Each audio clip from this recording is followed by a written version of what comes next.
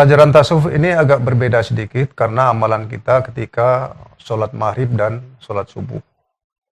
Apa yang disampaikan kepada saya bahwasanya ketika sholat maghrib sebelum mengerjakannya maka namanya kita wajib ruku dulu atau ruku atau sujud. Jadi salah satu saya ambil adalah sujudnya. Kalau sujud ini sebelum adzan maghrib saya sudah sujud dulu. Selama adzan sampai adzan. Harus tetap sujud. Jadi tidak duduk. Jadi duduk dulu pertama, kemudian sujud. Sujud itu diperintahkan sambil membaca Allahu, Allahu, Allahu. Demikianlah sampai datangnya adzan subuh. Pertama sekali itu yang saya lakukan, bahwasanya tujuannya saya juga tidak tahu apa maknanya. Tapi sebelum saya mengamalkan, saya disumpah dulu atau berjanji setia. Jadi pada saat itu dengan menggunakan kain putih itu kira-kira setengah meter lebarnya.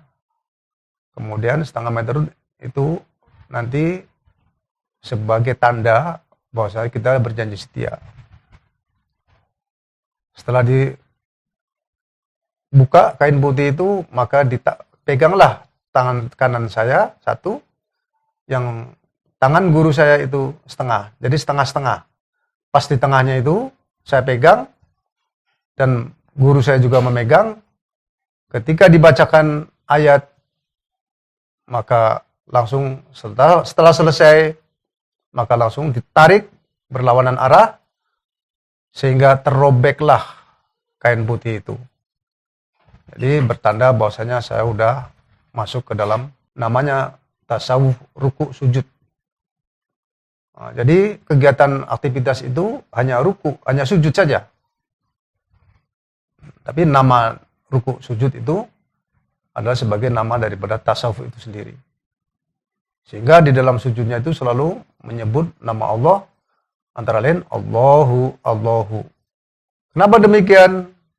Guru saya menerangkan bahwasanya masuknya ruh itu dari pusat.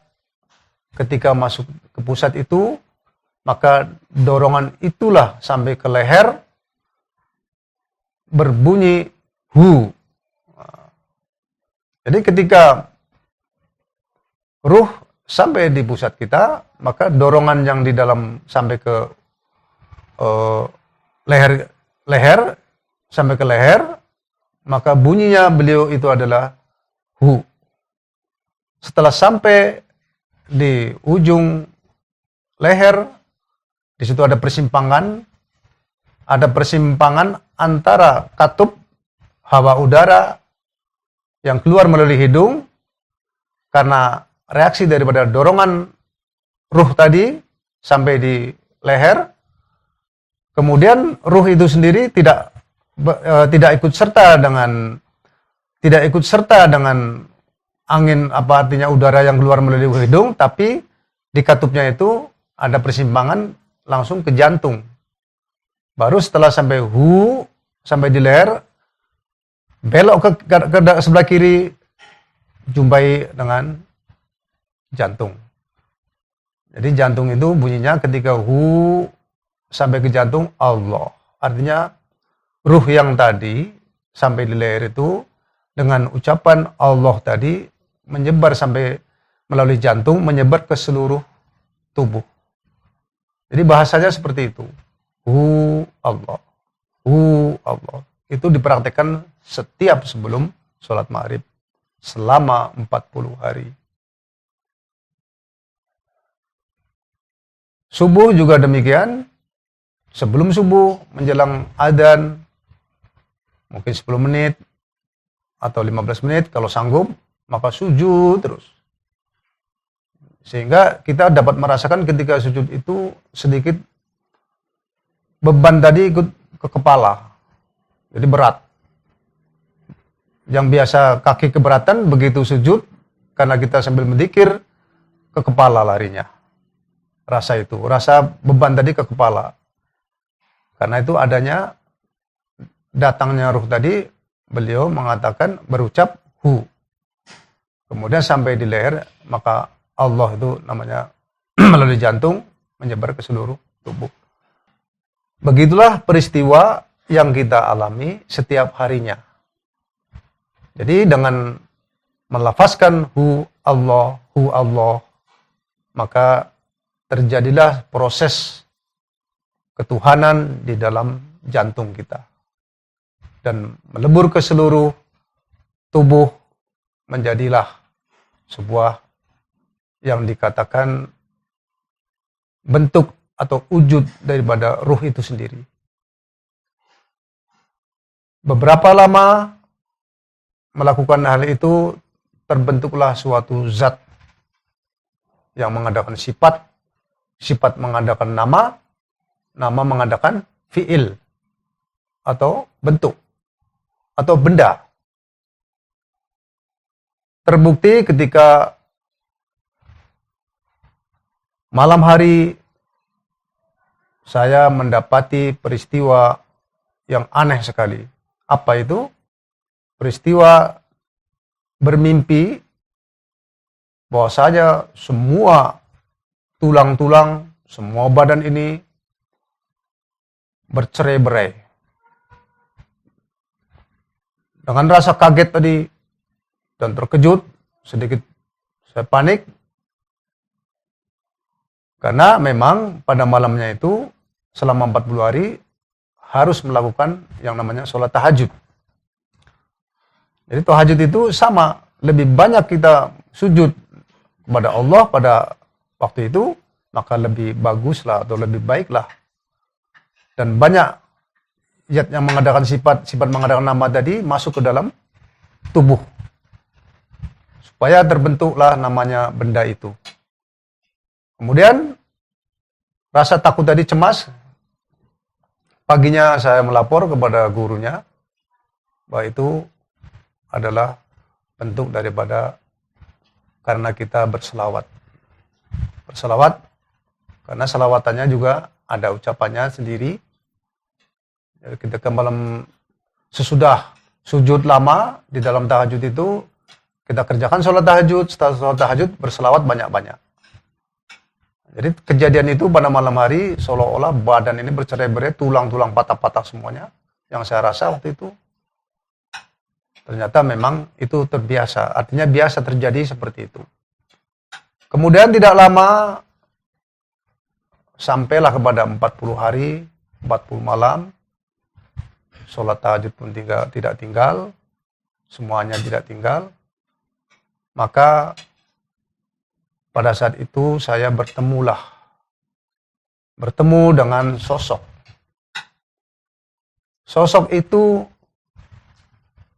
saya sangat heran dan sangat kagum. Heran dan kagum karena belum pernah yang saya lihat. Artinya seperti berhadapan-hadapan melihat diri saya. Apa yang saya pakai pada hari itu, tiba-tiba beliau keluar dari samping saya dan melihat saya, dan saya terkejut. Tapi awalnya beliau memberitahu kepada saya dengan memukul benda sehingga saya terkejut. Dan itu memaknai bahwasanya beliau ingin dilihat. Persis sama. Apa yang hari itu dipakai, apa yang digunakan sama. Wujud daripada yang hak tadi. Semua sama, wajah sama, pakaian sama. Ini yang membuat saya menjadi sedikit kagum. Ternyata setelah saya melapor juga, senyum guru saya, tapi tidak bisa atau saya tidak mendapat keterangan apakah itu kembarannya kah, ataukah itu atas amalan yang dikerjakan, dan lain sebagainya. Hanya menyampaikan teruskan saja. Jadi sekali lagi, teruskan saja. Seperti yang saya cita-citakan adalah bagaimana bertemu dengan Tuhannya. Sehingga saya mengatakan, apakah itu Tuhan? Tuhan kok mirip saya? Kok sama dengan saya? Berarti itu adalah, langsung saya tampik, bukan itu. Kemudian, sering juga diberi petunjuk melalui mimpi saya. Dan itu ada sebuah cerita yang ada kaitannya juga dengan mimpi saya, bahwasanya dalam pelajaran tasawuf itu menceritakan bagaimana perjalanan ruh ketika dipegang oleh Tuhannya. Bahwasanya malam itu seandainya seperti saya ini, kamu bermimpi tiba-tiba di sebuah hutan. Kemudian hutan itu seram. Apa yang dirasa pada saat itu? Pertama, pasti kita merasakan rasa takut. Kemudian setelah rasa takut tadi, berjalan lagi sambil berjalan menyusuri kegelapan tadi, maka malam itu serasa misalnya ada tapak harimau. Ada tapak harimau, terus kita lihat tapak itu. Besar-besar, tapak itu besar-besar, kemudian banyak.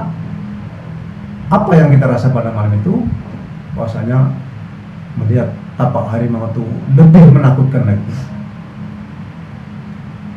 Lantas, karena takutnya tadi, bergeser lagi, lebih jauh lagi. Nampaklah ular di atas pohon.